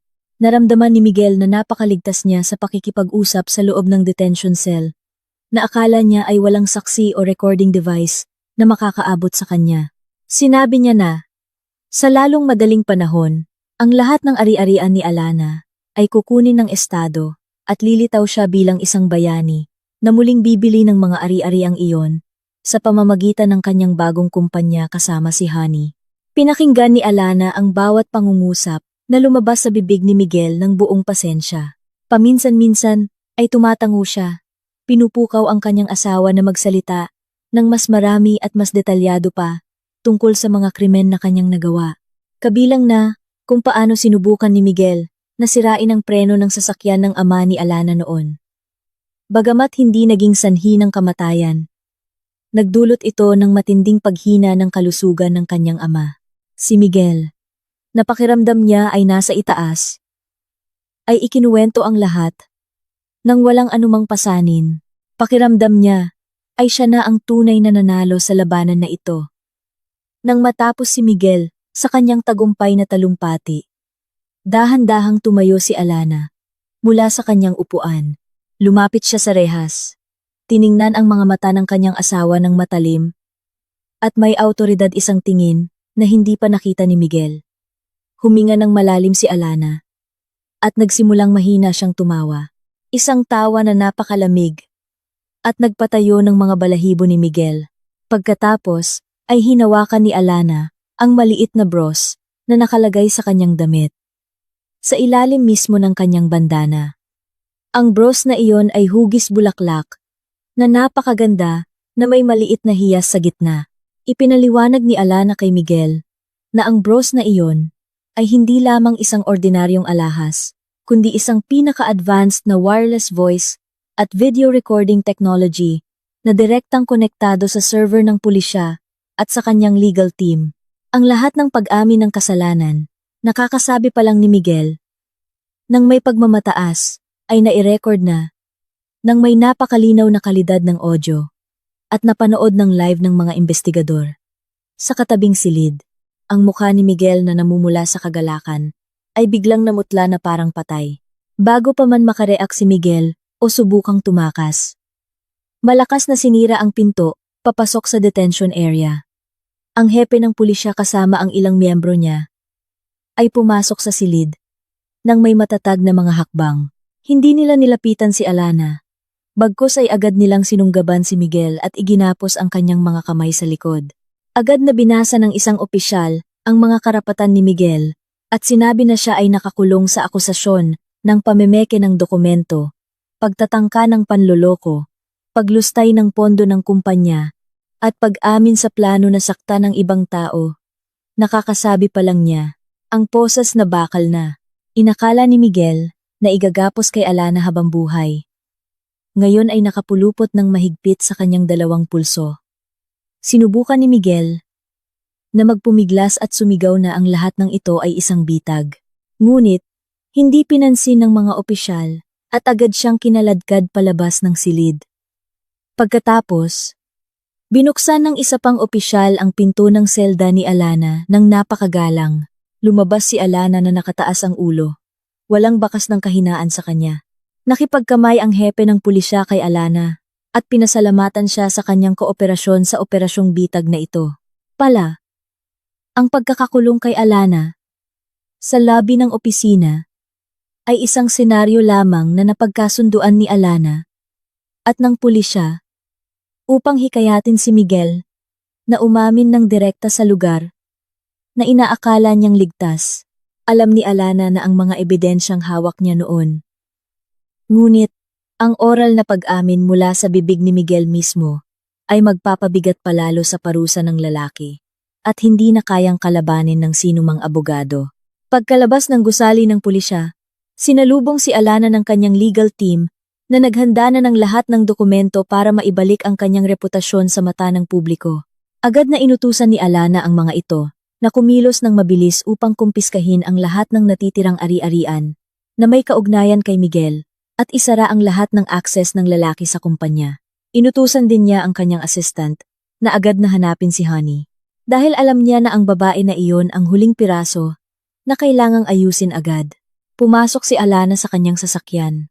Tumingin sa labas ng bintana na may pakiramdam na lubos na nakahinga. Ang malaking bagyo na matagal nang bumabagabag sa kanyang buhay ay nagsisimulang humupa. Gayunpaman, hindi siya hihinto hanggat hindi nakukuha ng lahat ng nagtraidor sa kanyang ama at sumira sa kanyang kasal ang nararapat na karma. Ang kanyang paghihiganti ay papasok na ngayon sa huling kabanata na mas masakit para sa kanyang mga kaaway.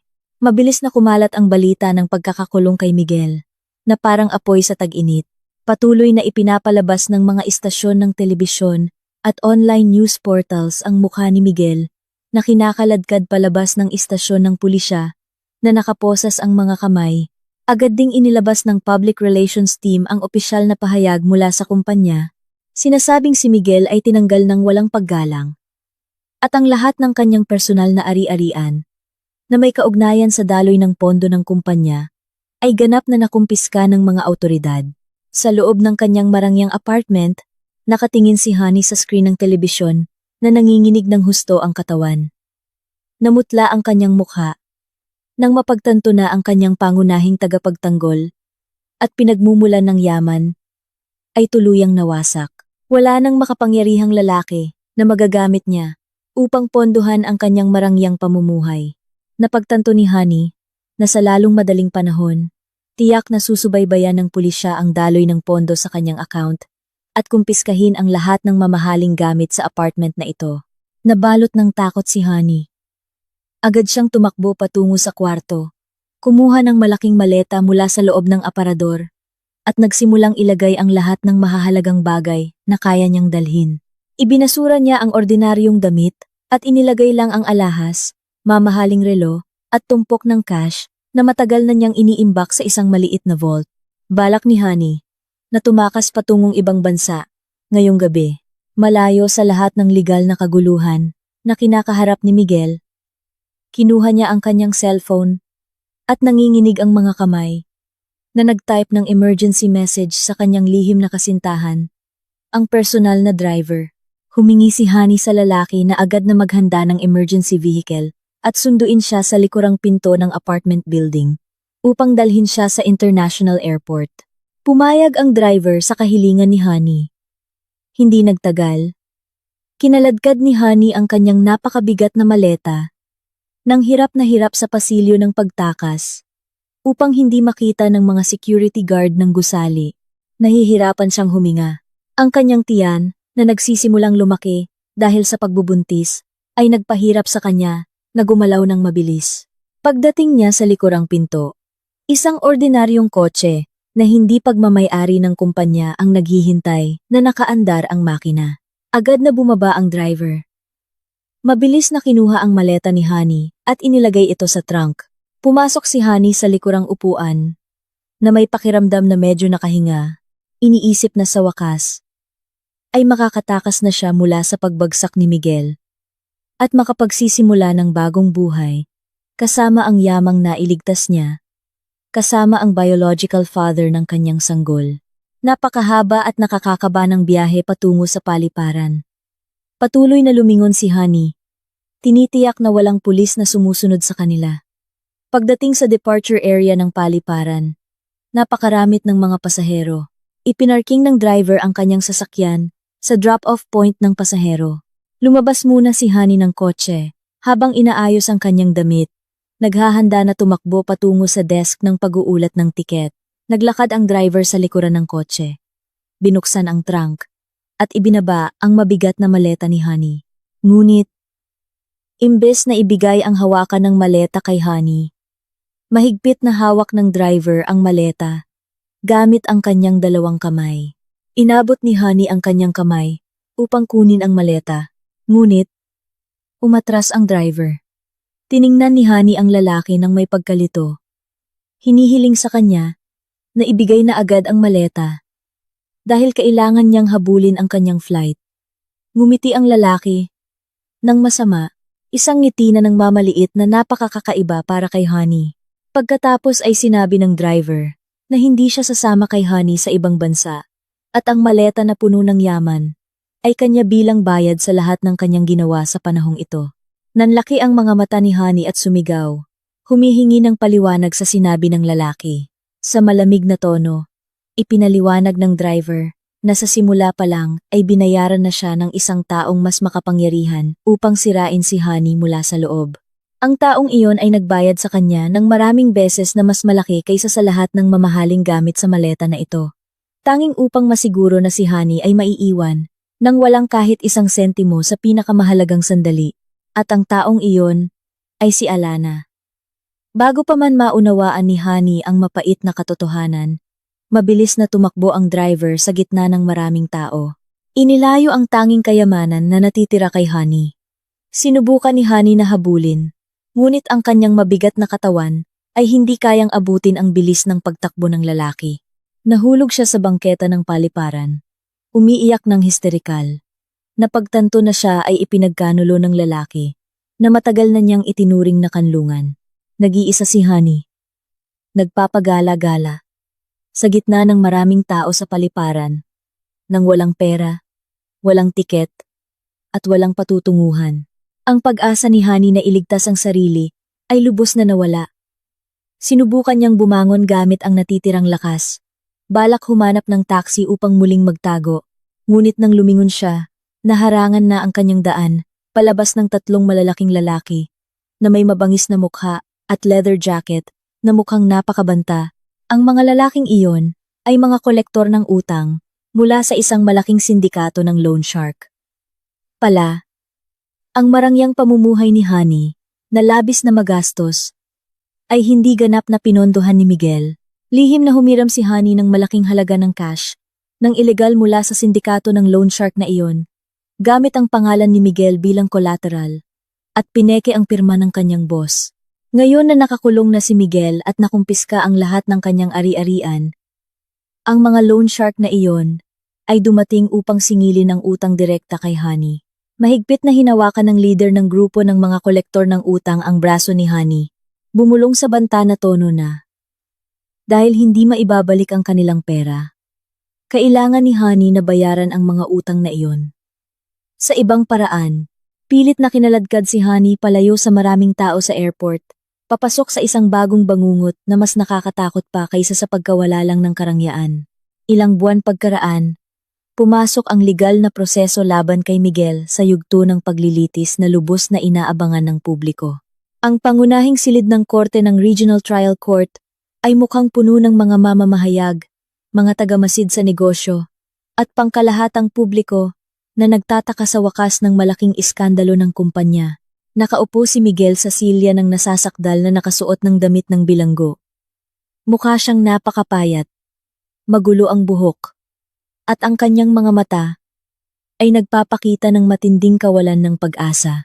Ang karangyaan at pagmamataas na dating laging nakakabit sa kanya ay wala na ngayong bakas. Napalitan ng aura ng pagkatalo ng isang talunan sa harap ng mga bisita sa unang hilera.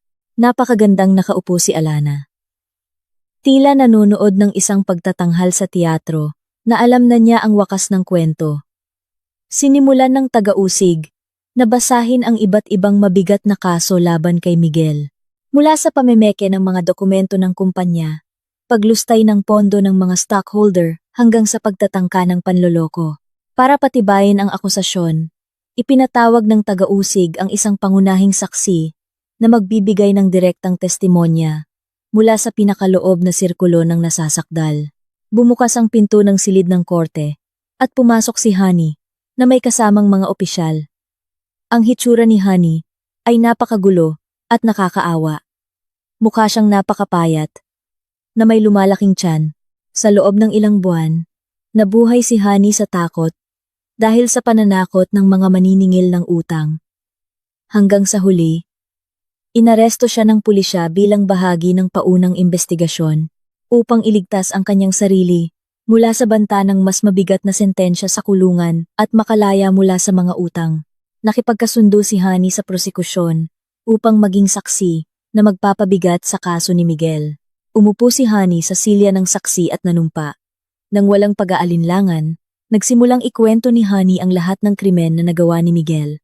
Nagbigay siya ng detalyadong testimonya kung paano inutusan siya ni Miguel na pekengin ang iba't ibang pirma sa mahahalagang dokumento ng proyekto.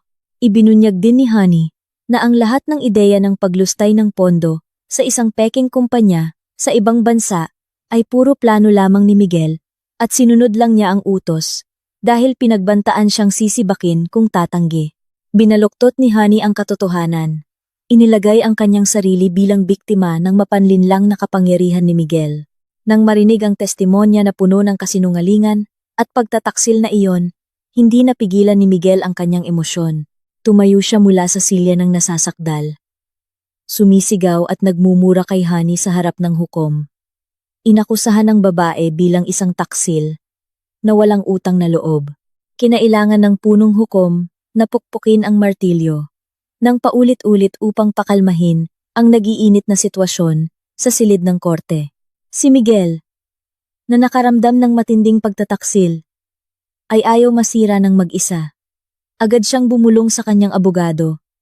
Inabot ang isang storage device na matagumpay niyang naipuslit bago siya maaresto. Lumapit ang abogado ni Miguel at humingi ng pahintulot sa hukom na patugtugin ang isang audio recording bilang ebidensya ng pagtanggi. Ang recording na iyon ay resulta ng pag-spy sa cellphone na inilagay ni Miguel sa device ni Honey ilang buwan na ang nakakaraan. Ang boses ni Honey ay umalingaw-ngaw sa buong silid ng korte. Sa recording na iyon, malinaw na narinig si Honey na nakikipag-usap sa isang tao. Nagpaplano ng isang masamang intensyon. Nasaktan si Alana ng permanente upang hindi na makapagpatakbo ang babae ng kumpanya. Ipinilit din ni Honey sa recording na dapat nilang agad na alisin si Miguel pagkatapos makuha ang lahat ng ari-arian.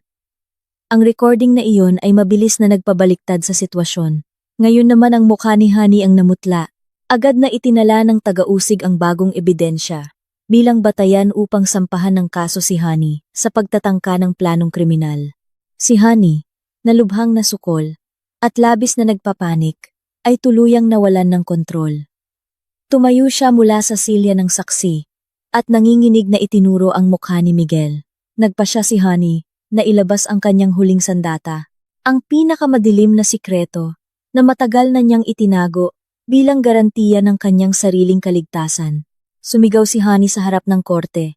Ibinunyag na si Miguel ay isang malamig na mamamatay tao. Ibinunyag niya ang ebidensya na ilang taon na ang nakalipas. Umupa si Miguel ng grupo ng mga bayarang preman upang sabotahin ang sasakyan ng yumaong ama ni Alana na nagdulot ng malalang aksidente at nagdulot ng matinding paghina ng kalusugan ng matandang lalaki hanggang sa tuluyan itong namatay. Binanggit ni Honey ang mga pangalan ng mga preman at ang lokasyon ng lihim na transaksyon na siya mismo ang nakasaksi. Biglang nagkagulo ang korte. Nagmamadali ang mga mamamahayag na itype ang mainit na balita. Matatalim na tiningnan ng punong hukom si Miguel, na ngayon ay nakatayo ng tahimik, na pagtanto na ganap nang natapos ang kanyang buhay ngayon. Ang pinakamalaking sikreto, na labis niyang kinatatakutan, ay sa wakas ay nabunyag ng kanyang sariling kabit. Ang dalawang sakim na tao ay ngayon ay naghuhubad ng kanilang mga krimen sa isa't isa, nagkakagat, at nagtutulak sa isa't isa, sa isang napakalalim na bangin ng pagkawasak. Sa gitna ng kaguluhang iyon, hindi sinasadyang nagkatagpo ang paningin ni Miguel at ni Alana, na nakaupo sa silya ng mga manonood. Walang labis na ekspresyon si Alana. Tiningnan lang niya ang dalawang traidor sa harap na may napakatahimik na tingin. Malamig na parang yelo. Walang ngiti ng tagumpay. Walang tawa ng pangungutya. Tanging isang ganap na kasiyahan na nag-aapoy sa kanyang dibdib. Hindi niya kailangang dumihan ang kanyang mga kamay para parusahan sila. Sapat na ang magsindi ng kaunting hinala at putulin ang kanilang pinagmumulan ng pinansyal na kapangyarihan. Nagtagumpay si Alana na pagpatayin ang dalawang sakim na tao sa isa't isa at sirain ang kanilang kinabukasan sa harap ng batas ng estado. Ang paglilitis sa araw na iyon ay natapos sa opisyal na pagkakakulong kay Honey at sa pagdaragdag ng maraming kaso kay Miguel. Tiniyak na hindi na muling makikita ng dalawa ang labas ng mundo. Sa loob ng napakahabang panahon, malakas na umalingaw-ngaw ang pagtama ng martilyo ng hukom sa buong silid ng korte ng panrehiyong paglilitis. Nagmamarka ng wakas ng mahabang paglalakbay na puno ng kasinungalingan at kasakiman. Ang tunog ng pagtama ng kahoy ay tila isang hatol ng kamatayan para sa kinabukasan ni Miguel at Honey. Ang hukuman, sa malakas at matatag na tinig, ay binasa ang huling desisyon na hindi na maaaring baligtarin. Si Miguel ay sinentensiyahan ng 15 taong pagkakakulong para sa iba't ibang planadong krimen na kinabibilangan ng mataas na antas ng pamemeke ng dokumento, paglustay ng pondo ng mga stockholder, at masamang intensyon na saktan ang kanyang biyenan noon.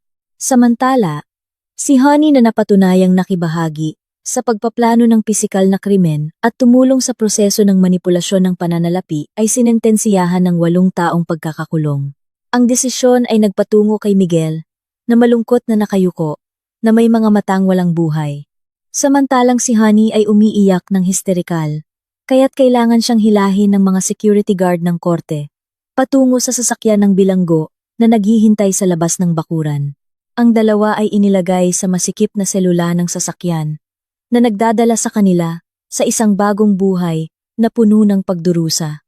Ang buhay sa bilangguan ng kababaihan ay isang matinding pisikal at mental na pagpapahirap para kay Honey.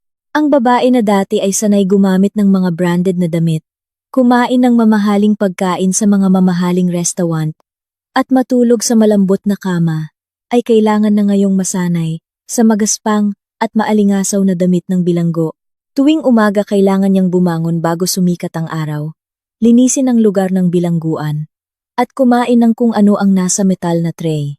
Ang kanyang malaki ng tiyan, dahil sa pagbubuntis, ay nagpaparamdam sa kanya ng libu-libong beses na mas matinding pagpapahirap. Madalas na umiiyak ng lihim si Honey sa sulok ng kanyang selda pagdating ng gabi. Nagluluksa sa kanyang kapalaran na nagbago ng 180 degrees sa loob lamang ng ilang buwan. Ngunit sa likod ng lahat ng luha at pagdurusa na iyon, nagtatago pa rin si Honey ng isang tuso na pag-asa sa kanyang puso. Lagi niyang hinahaplos ang kanyang umbok na tiyan. Naniniwala na ang sanggol na kanyang dinadala ay ang ginintuang susi na magliligtas sa kanya. Balak ni Honey na gamitin ang sanggol upang kumuha ng simpatiya mula sa malaking pamilya ni Miguel. Lalo na ang ina ni Miguel, na labis na nagnanais ng isang apo na magpapatuloy sa linya ng dugo.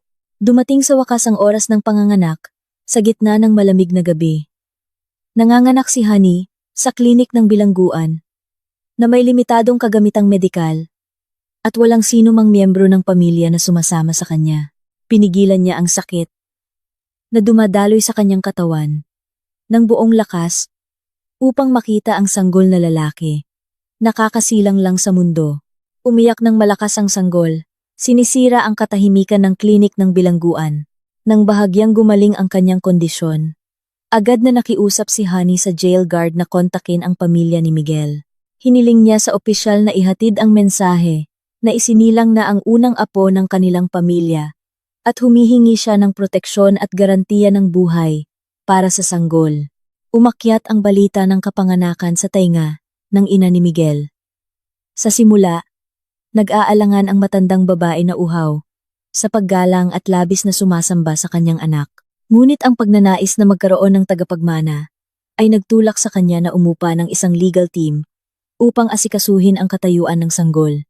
Agad na inutusan ng korte ang pagkuha ng sample ng genetika upang masiguro ang linya ng dugo ng sanggol bago opisyal na makuha ng pamilya ni Miguel ang kustodiya.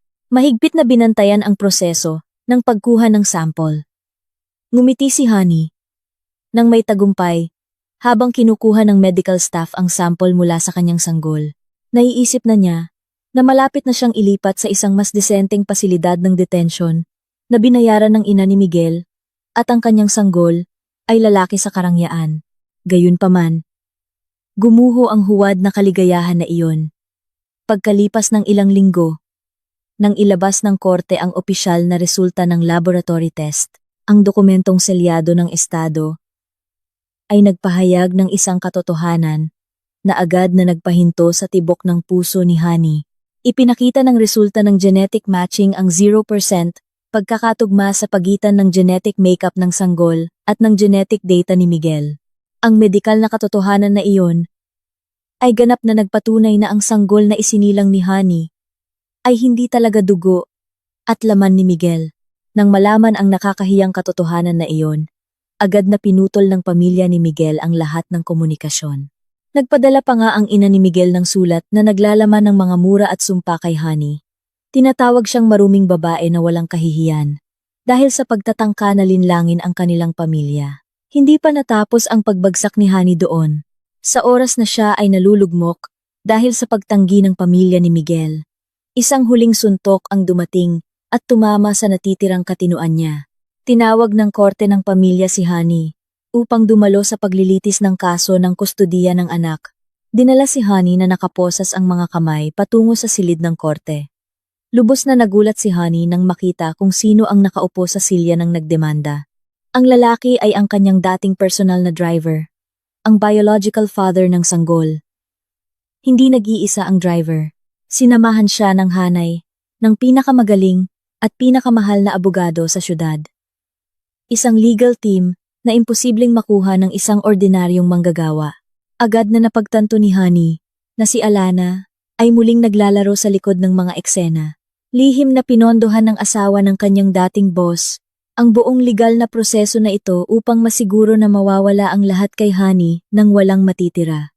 Sa harap ng hukom, ipinahayag ng abogado ng driver ang isang napakatibay at hindi matututulang argumento. Inilakip nila ang resulta ng genetic test na nagpapatunay sa status ng kanilang kliyente bilang lehitimong biological father. Bukod pa rito, lubos na sinaktan ng abogado ang posisyon ni Honey. Ibinunyag nila ang status ni Honey bilang isang bilanggong may malubhang krimen. Ang kanyang mga talaan ng utang sa mga malupit na loan shark na nagbabanta sa kaligtasan ng sanggol, at ang kanyang kalagayan ng pag-iisip na itinuturing na napakawalang tatag. Tiniyak nila sa hukom na ang pagpapahintulot sa sanggol na manatili sa pangangalaga ng isang ina na may status na bilanggo at may kriminal na record ay isang paglabag sa mga karapatang pantao ng isang bata na magkaroon ng disenteng at ligtas na buhay. Ang hukom na nagsuri sa lahat ng dokumento at matibay na ebidensya ay hindi nagtagal upang magpasya. Muling itinipa ang martilyo at ang buong kustodiya ay napunta sa driver, samantalang ang karapatan ng pagiging ina ni Honey ay ganap na inalis ng Estado. Sumigaw si Honey ng buong lakas sa loob ng silid ng korte. Nagpumiglas. Tinatawag ang kanyang sanggol na agad na inilayo ng biological father. Nawalan si Honey ng kanyang yaman, kanyang kalayaan, at ngayon nawalan siya ng kanyang tanging anak na pinaghirapan niyang isilang. Sa ibang lugar, kakadating lang ni Miguel sa isang maximum security correctional facility na itinalaga para sa mga seryosong lalaking bilanggo. Ang proseso ng pagtanggap ng bagong bilanggo ay labis na nakakahiya sa kanyang dignidad. Puwersahan si Miguel na hubarin ang lahat ng kanyang damit para sa inspeksyon. Pinasabugan ng disimpектante na masakit sa balat at binigyan ng napakanipis na uniforme ng bilanggo.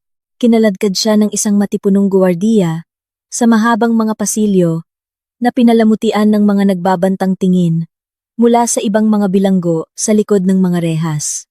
Napakalamig ng kapaligiran doon, puno ng ingay ng sigawan, pagmumura, at amoy ng pawis na nakakasulasok. Si Miguel na buong buhay niya ay sanay sa karangyaan at paggalang ay naramdaman ngayon na nanginginig ang kanyang mga tuhod sa takot. Patuloy siyang yumuyuko, hindi nangangahas na tumingin sa mata ng sinuman. Huminto ang guwardiya sa harap ng isang selda na nasa pinakadulo ng bloke. Ang bloke na tirahan ng pinakamarahas na kriminal. Ang makapal na bakal na pinto ay bumukas na may nakakabinging ingay. Marahas na itinulak ng guwardiya si Miguel sa loob ng selda, hanggang sa bumagsak ang lalaki sa malamig na sementadong sahig, at muling ikinandado ang pinto mula sa labas. Ang selda ay tanging nililiwanagan lamang ng isang mahinang sinag ng ilaw mula sa maliit na bentilasyon sa itaas ng dingding. Sinubukan ni Miguel na bumangon ng hirap na hirap, pinupunasan ng alikabok sa kanyang damit. Napansin niya na hindi siya nag-iisa. Sa masikip na selda na iyon, sa sulok ng silid, nakaupo ang isang napakalaking lalaki, puno ng kalamnan, at nakakatakot na peklat sa kanyang mga braso at leeg. Nakaupo ang lalaki na nakatalikod kay Miguel. Tila naghahasa ng isang toothbrush na ang dulo ay naitulis na upang maging matalim na sandata. Nang marinig ang pagbagsak ni Miguel, huminto ang malaking lalaki sa kanyang ginagawa. Dahan-dahan niyang inikot ang kanyang katawan upang tingnan ang kanyang bagong kasama sa selda. Nang tumama ang liwanag mula sa bentilasyon sa mukha ng lalaki, agad na nasakal ang hininga ni Miguel. Ang kanyang puso ay bumibilis ng husto, na tila halos sasabog. Mula sa kanyang dibdib, nakilala ni Miguel ang mabangis na mukha na iyon. Ang lalaking iyon ay ang leader ng malupit na sindikato ng Loan Shark, na ang pera ay hiniram ni Miguel maraming taon na ang nakakaraan. Ang pera na kalaunan ay nilustay ni Miguel gamit ang pekeng pangalan ng kumpanya hanggang sa nabitak ang Loan Shark at naaresto ng pulisya. Sa lahat ng panahon na ito, nagkikimkim ang Loan Shark ng matinding galit at patuloy na hinahanap ang taong sumira sa kanyang madilim na negosyo. Ngayon, dinala ng tadhana ang pinakamimiting biktima sa kanyang harap. Nakakulong silang magkasama sa isang masikip na silid ng walang labasan. Tumayo ang malaking lalaki. Ang kanyang katawan ay lumilitaw, tinatakpan ng ilaw ng ilawan. Isang nakakatakot na ngisi ang nabuo sa kanyang labi. Isang ngisi na nangangako ng walang katapusang pagpapahirap kay Miguel sa loob ng susunod na 12 taon. Umatras si Miguel ng dahan-dahan hanggang sa sumalpok ang kanyang likod sa malamig na bakal na pinto. Napagtanto niya na ang tunay na impyerno sa mundo ay nagsisimula pa lamang. 1 taon na ang lumipas. Mula nang sumalakay ang malaking bagyo at nilinis ang lahat ng salot sa buhay ni Alana. Nagbago ang panahon at gayon din ang anyo ng kumpanya na ngayon ay mas matatag kaysa dati. Sa ilalim ng pamumuno ni Alana na matalino, matatag at walang kompromiso, lahat ng krisis sa pananalapi na bumagabag dahil sa ginawa ni Miguel ay matagumpay na nalutas ng napakagaling. Nagsagawa si Alana ng malakihang pagbabago sa pamunuan. Tinanggal ang mga napatunayang walang kakayahan at pinalitan sila ng mga propesyonal na may mataas na integridad. Hindi na siya nagtago sa anino ng titulong masunuring asawa na nanatili sa bahay. Ngayon, si Alana ay ang reyna na nakaupo sa tuktok ng kanyang kapangyarihan.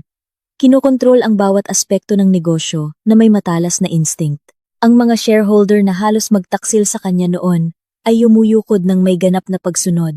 Napagtanto na kung wala ang matalinong estratehiya ng babaeng nakasuot ng bandana, tiyak na guguho ang kanilang kumpanya. Ang kapaligiran sa executive floor ng pangunahing gusali ay napakadami, ngunit maayos. Wala ng intriga o murang pagtataksil na bumababoy sa hangin sa silid na iyon. Nakaupo si Alana sa likod ng kanyang malaking mesa ng trabaho, nagawa sa matibay na teakwood, ang parehong mesa kung saan niya natuklasan ang dokumento ng pagtataksil ng kanyang asawa. Ngunit ngayon ay muling idinisenyo ang silid ayon sa kanyang elegante at minimalistang panlasa. Ang sikat ng araw sa tanghali ay pumapasok sa malaking salamin na bintana na umaabot mula sa sahig hanggang sa kisame. Nililiwanagan ang mukha ni Alana na mukhang napakaliwanag, mapayapa, at puno ng kumpiyansa. Kakakompleto lang niya ng quarterly evaluation meeting na may net profit na lumampas ng malayo sa itinakdang target. Sumandal si Alana sa ergonomic na upuan, huminga ng malalim at tinatamasa ang kapayapaan na matagal nang inalis sa kanya. Mahina ang kumatok sa pinto mula sa labas. Isang bagong assistant na napaka-profesional at mabilis kumilos ang magalang na pumasok. May dalang tumpok ng dokumento ang assistant na nangangailangan ng pirma ng pahintulot ng pinuno at ilang personal na sulat na direktang ipinadala sa address ng opisina. Sinalubong ni Alana ang kanyang assistant na may maamot ngiti. Nagsimula siyang suriin ang isa-isang dokumento ng ulat ng trabaho na ibinigay sa kanya. Binasa niya ng maingat, nilagdaan, at inalis ang mga natapos na dokumento. Pagkatapos ng lahat ng gawaing opisina, napansin ni Alana ang tumpok ng mga sulat sa sulok ng kanyang mesa. Karamihan ay mga imbitasyon sa charity events, mga alok ng bagong business partnerships, at ilang pagbati mula sa mga kasamahan.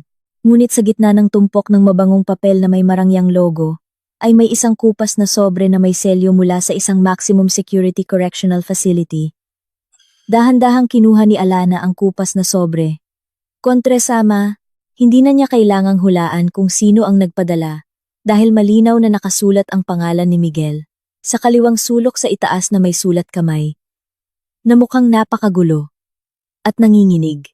Malayong naiiba sa sulat kamay ni Miguel, na dating laging tuwid at nakakabit na puno ng pagmamataas.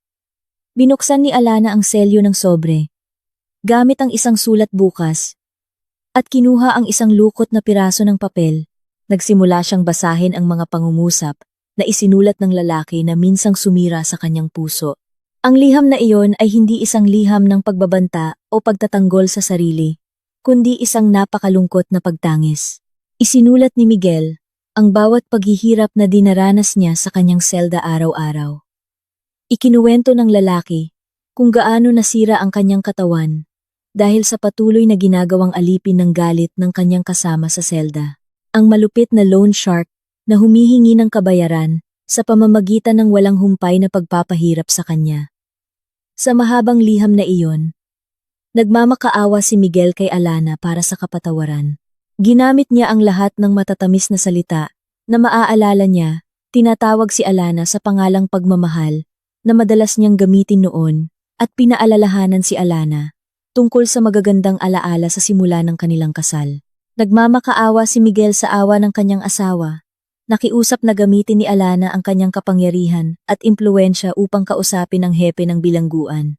Gusto ni Miguel na mailipat sa isang solitary confinement cell o sa isang mas ligtas na bloke ng bilanggo dahil naramdaman niyang nasa bingit na ng kamatayan ang kanyang buhay at hindi na niya kayang tiisin ang pagpapahirap tuwing gabi.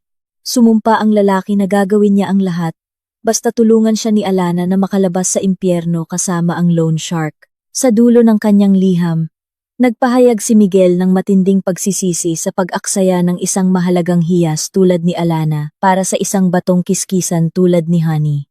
Binasa ni Alana ang nagmamakaawang liham, mula simula hanggang wakas, nang walang pagbabago sa kanyang ekspresyon. Walang ni isang patak ng luha ang bumagsak. Walang bakas ng awa ang bumangon sa kanyang puso. Namatay na ang kanyang puso para sa lalaking nagngangalang Miguel. Mula sa unang sandali na narinig niya ang plano ng diborsyo at pagnanakaw ng kumpanya sa likod ng pintuan ng silid na ito. 1 taon na ang nakakaraan, naramdaman ni Alana ang isang napakagandang hustisya na nagaganap. Si Miguel, ang lalaki na dating mayabang na gustong agawin ang lahat, at hayaan si Alana na mamuhay sa paghihirap sa lansangan.